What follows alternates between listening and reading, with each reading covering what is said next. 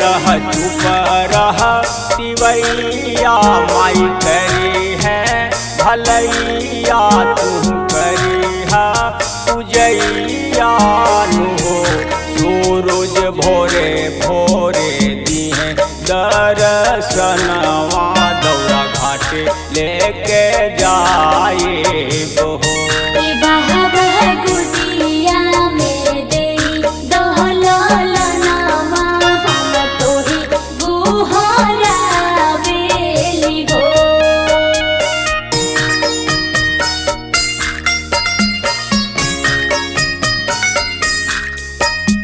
प्रेम से बोलिए छठी मैया की जय।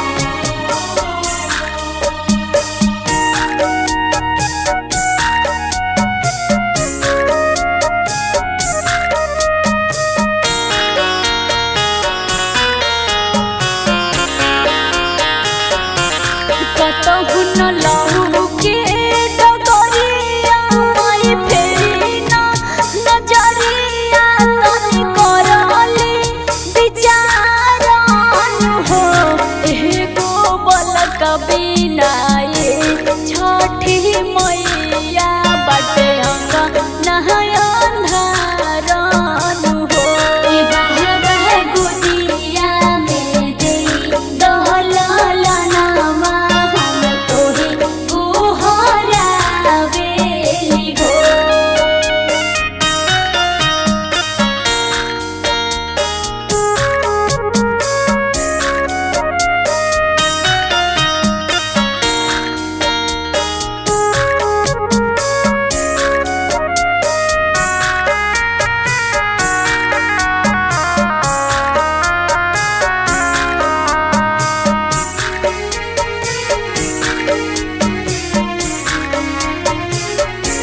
सुनली है माई तोहरो गोहरिया तू कर हाथ जोड़िया कर पूजा के तैयारिया नु ला देव फल फूल सुपवा दौरिया संग घाटे लेके जाए गो।